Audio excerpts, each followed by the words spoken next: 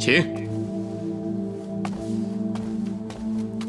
Hata yeye mwenyewe pia hakutegemea kama atakaribishwa kirahisi tu namna hiyo.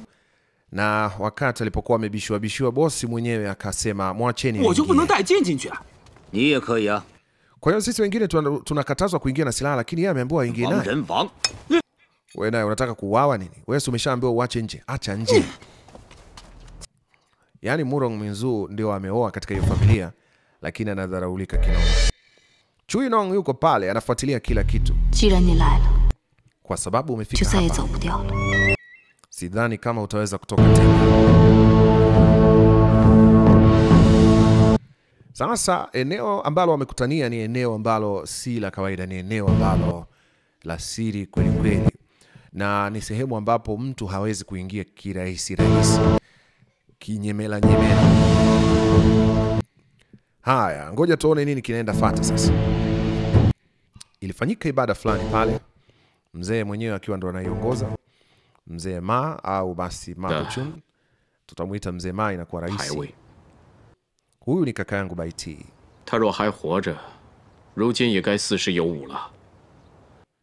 Kama angelikuwa hai mpaka leo, angekuwa mtu mwenye furaha sana.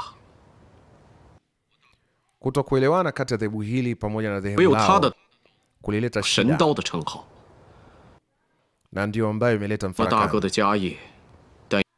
Tangu nilipochukua nafasi ya kaka yangu, sijasahau jinsi alivyokuwa mtu poa. Leo natoa rai kwa kila mtu ya kwamba liheshimiwe eneo hili na liheshimiwe pia eneo letu. Watu hupata heshima kama wanayoheshimu wengine. Kijana akapiga hatua ya kwanza. Kila mtu bado anamtazama tu. Basi alitangulia mpaka pale mbele.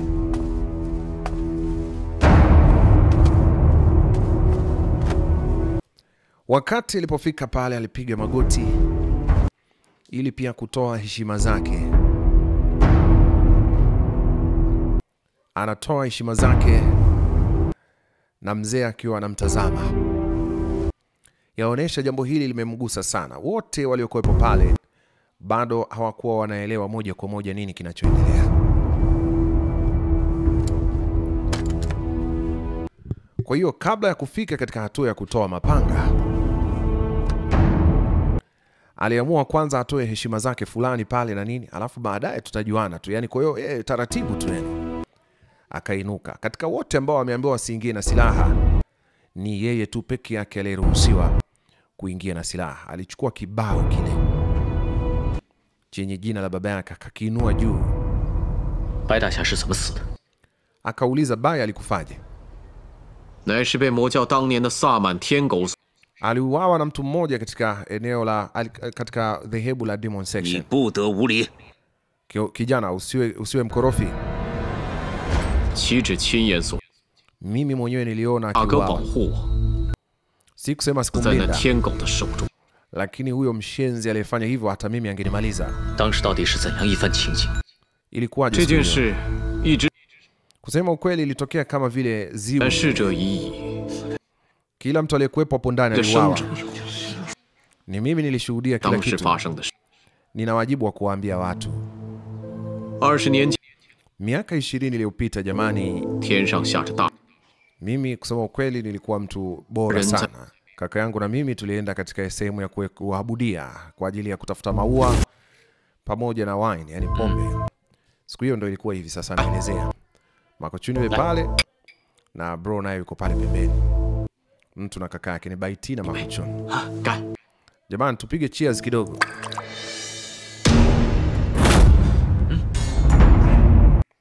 Lakini walipotazama pale walipoenda kuabudia, walishangaa kuona basi kuna mtu mmoja hivi. Alafu nimemtambua huyu hapa. Huyu jamani alikuwa kwenye Royal Prince, anaitwa Zubashu. Yani watu waliuawa kama vile ni pepo wanapita. Yani unashangaa tu mtu kapita pap, yani angalia.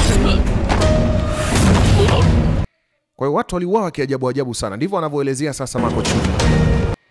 Alafu huyo mnyama mwenyewe sasa ndo akashuka baada ya kumaliza wale walinzi wote ambao walikuwa wanawalinda. Mtu huyu alikuwa ameifunika sura yake, na alikuwa anaonekana anajiamini sana. Ma Kongqun akiwa pale na Bai Tianyu akiwa pale, wote walishangazwa sana. Walijiuliza huyu atakuwa nani? Wakatoa silaha zao.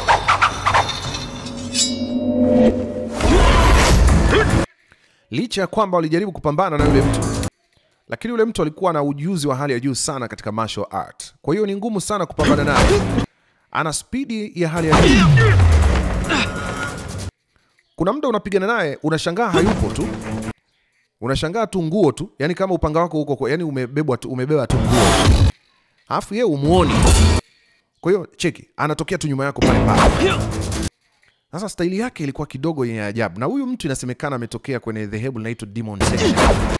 Dhehebu la kichawi.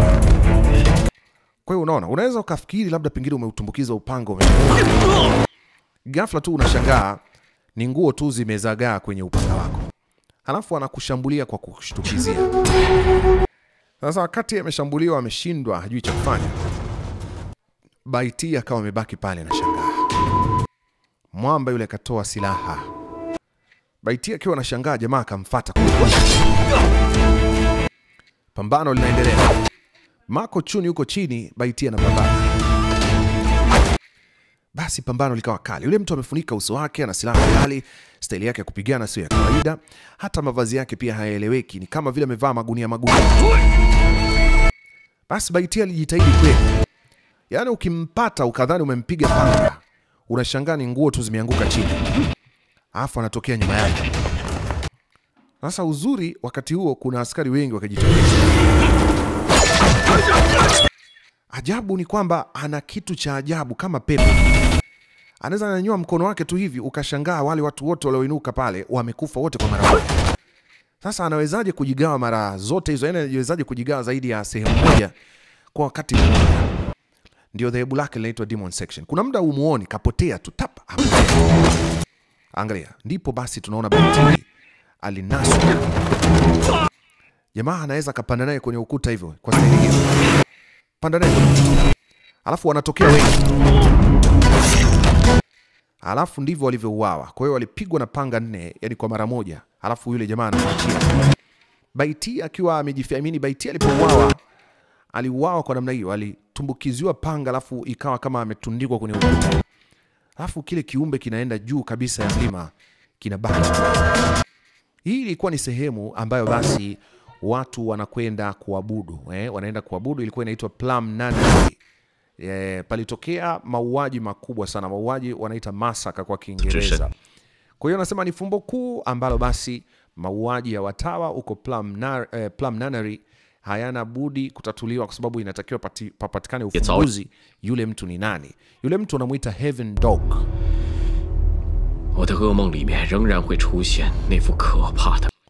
Tangu wakati huo basi nimekuwa nikiota ndoto za kutisha. Umesema mtu huyu ana nguvu za ajabu.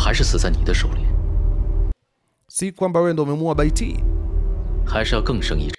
Maana yake inavyosemekana wewe una uwezo wa kupambana hata kumshinda. Yaani Bai Tianyu kuwa na uwezo wa kupigana kama wewe. Na ni kwa nini nilifikia hatua ya kumuua kiongozi wa Demon Section? Mimi sijawahi kutamani vita sana.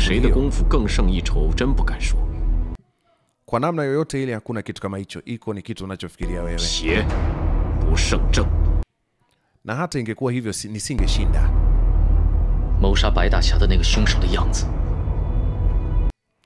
Kwa hiyo basi baada ya hapo ikawa huyu mtu alikuwa akivaa maski muda wote. Sikuweza kuona sura yake. Sikuweza kuona sura yake, nasisitiza. Mimi nadhani huyu ambaye alikuwa amevaa hiyo maski si mtu ambaye yuko mbali na sisi hapa tulikosimama.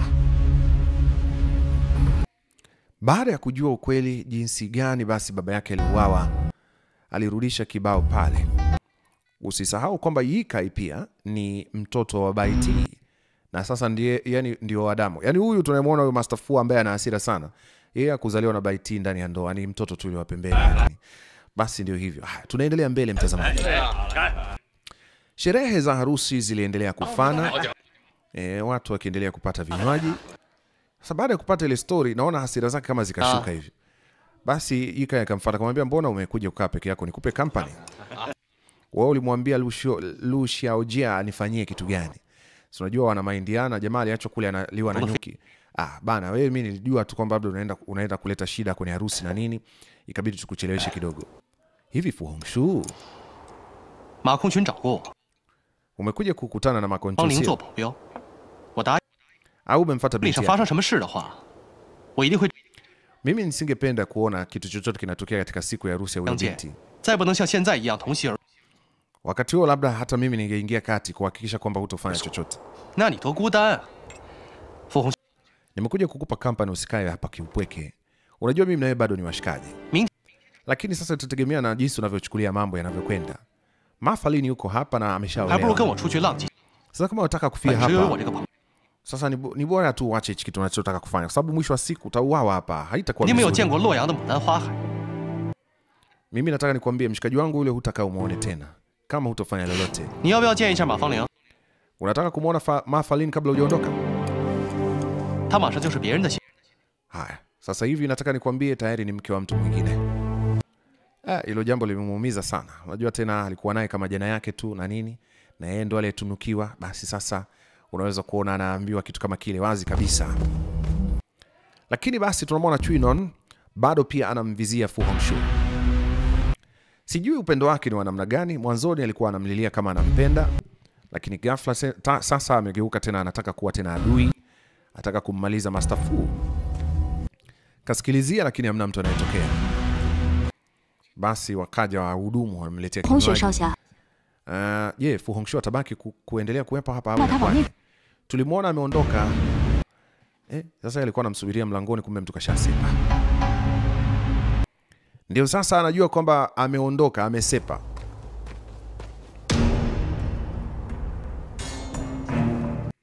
Wakati anaondoka, palikuwa na joka moja hivi kubwa sana. Lilikuwa linapita pembeni. Sasa jamaa inakuaga kama anaogopa sijui nyoka. Ni kama ana pepo fulani hivi ambalo ni la nyoka pia. Yaani ikimpata hali hiyo, basi anakuwa tu anakuwa wa ajabu ajabu. Unakumbuka mara ya mwisho tuliona jinsi ambavyo anapata shida. Yaani hadi macho yake yanabadilika, yanakuwa kama vile yana vidoti vidogo kama vya nyoka hivi. Sijui ndio hivyo inakuwa.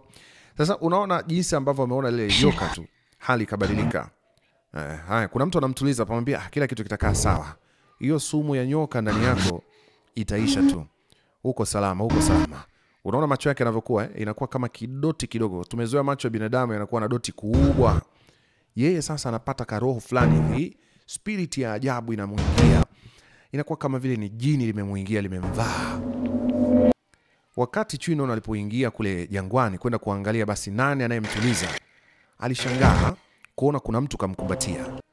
Na yule mtu alimuona Chuinon. Baada ya kumuona Chuinon amekuja, yule mtu alitimua mbio. Lakini inaonekana jamaa alikuwa anaugulia maumivu makali. Chuinon bado hakuwa ameelewa yule mtu ni nani, lakini aligundua kwamba huyu aliyelala pale chini alikuwa ni Master Fu Hongxue. Jamaa alikuwa anaweweseka kama ana kifafa bwana. Wakati anataka kumtimua mbio yule ambaye alikuwa pale, basi Fu Hongxue alimvaa pale pale. Fu Hongxue, yule ni nani? Na wewe ni nani? Mbona sielewi? Nilijua tu wewe.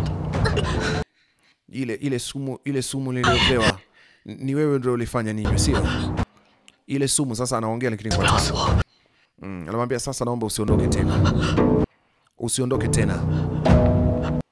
Yaani jamaa inakuwa kama vile ana kitu limemvaa hivi. Kwa hiyo kuna hali fulani inampata. Alafu kama kuna usingizi unamvaa tu hapo hapo. Kuna muda ukitaka kufanya kitu. Sasa alitaka kumuua, akatokea Miss Ma Fangling. Wewe unafanya nini wewe? Kwa nini hutaki kuachana na huyu mtu? Nimeshakwambia nampenda. Lakini Fangling, kwa nini unisikilize wewe? Fu Hongxue ni mbaya, ni mtu mbaya akufai. Wewe hujui kwamba ni nini ambacho kinamtesa? Kwa nini hutaki kuniamini lakini? Hauoni kitu kilichotokea? Hebu acha basi kufuatana na huyu jamaa. Wewe ndo mtu usiyenisikia kabisa, naona hatuelewani. Kama unataka tuelewane tusikilizane basi. La sivyo mimi na wewe tutachukiana siku zote.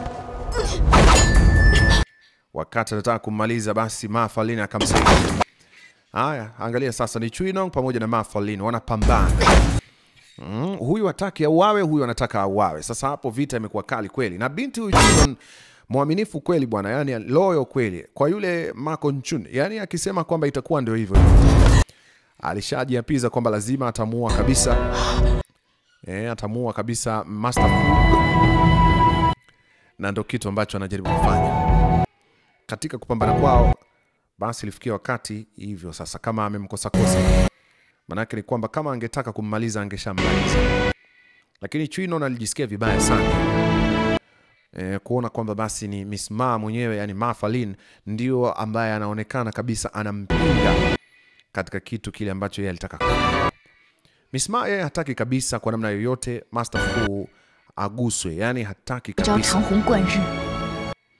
Naomba kwa namna yoyote ile amani tawale. Mimi sihitaji umsogelee huyu jamaa. La sivyo tutafikishana kubaya. Kwa hiyo ilikuwa bado kidogo angemaliza. Basi anatokea Gongsun, anamuuliza Miss Ma, uko salama kweli wewe? Mimi niko salama. Naomba uwaambie wote hapa kwamba wewe unafanya nini katika kasi. Usije ukathubutu hata siku moja kuninyunulia tena panga lako. Umeshasahau nini kilichotokea zamani? Anasema basi haina shida, mimi nitaondoka. Na kuanzia leo sintawahi kuja tena nyumbani kwenu. Na wala sitakuwa na mazungumzo wala urafiki au karibu na wewe tena. Akamwambia wala usiniwazie tena, wala sina mahusiano na wewe tena. Basi akatoa na kitambulisho kile ambao basi hii ndio ishara kwamba wao sasa walikuwa ni kama familia, lakini huyu alikuwa ndio kamanda. Yeye ni secret agent, yani kamanda mkuu ni mtu wa siri kabisa ambaye wengine wote wangeweza kuwaona maaskari wengine, lakini kamanda mkuu au mhusika kabisa ambaye ni kamanda anayeongoza kikosi alikuwa hajulikani, yani yeye alikuwa anafanya kazi zake kwa siri sana. Basi siku ile wakawa wamevunja undugu wao. Alienda mpaka kwa bosi shao kumwaga. Mwambie sasa, hiyo ni wine au ni maji? Kuna tofauti, kwani kuna tofauti? Hiyo ni wine. Lakini watu wengine wanavyoichukulia ni kama maji. Licha kwamba basi nimefungua baa, lakini mimi mwenyewe sinywi pombe.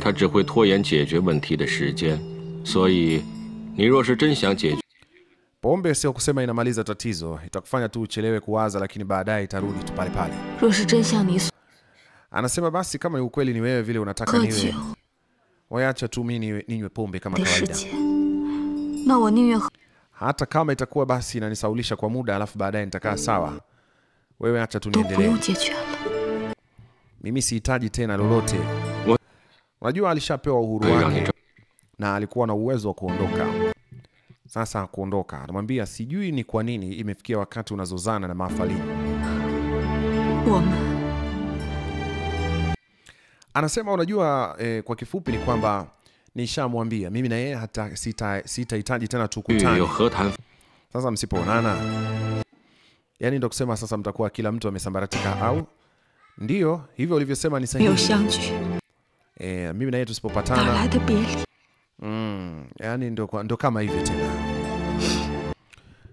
Basi akamwambia kusema kweli inaniumiza. Unajua kama nikikumbuka yaliyopita mama yangu, basi kama asingenizana kunileta katika hii dunia, yote haya yasingetokea. Sasa imefikia wakati Chinon anamkumbuka hata mama yake ambaye sasa alishatangulia mbele za haki. Hii yote inaonyesha kwamba basi kile kitendo cha jinsi ambavyo Ma Fangling amemgeuka akiwa yuko upande wa Fu Hongxue kimemtesa sana. Yani kinamuumiza kwenye hali ya juu sana. Lakini sasa wao wameshindwa kuelewana katika kiwango fulani tu, yani katika eneo ambalo wewe unaweza kuona wazi kwamba kwa namna moja au nyingine walizungumza lugha moja mwanzoni, wakadhani kwamba wameelewana, lakini kumbe basi katika moyo wa mtu wanasema kwamba moyo wa mtu ni kichaka. Yaonesha upande wa pili mwenzake alikuwa bado hajakubaliana moja kwa moja kumwacha kabisa huyo Master Fu Hongxue. Tutakutana kwenye episode ya mbele baada ya tukio lililoonekana hapo. Sasa sijui itakuwaje, maana yake ameapia kwamba anataka kusepa. Kwa hiyo tutakuja kuona basi kwenye ukurasa unaofuata nini kitakachoendelea na kile kinachomsibu kwa sasa Master Fu ni nini, kwa sababu tunaona mara kwa mara ile hali ikimpata basi anageuka, anabadilika kabisa. Lakini bado kuna kitu hakijapata majibu. Tumeona basi baada ya Ma Kongqun kuelezea ni jinsi gani Bai Tianyu alivyouawa, yaonesha ni kama sio yeye alihusika kumuua. Ilikuwa inasemekana ndio hivyo, na Master Hu ambaye ni mama yake na Master Fu Hongxue alikuwa ndio kiongozi wa divine inaitwa Devil Section. Sasa yeye ndo aliyempatia hayo yote, kumwambia Fu Hongxue kwamba Bai Tianyu kwamba Ma Kongqun ndo anahusika na kifo cha baba yake, aende mpaka katika mji kule palipo na kasri la 10,000 household kwenda ku revenge. Sasa ameshaupata ukweli, je, atafanya maamuzi gani? Kwa hiyo tutajua katika episodi inayofuata.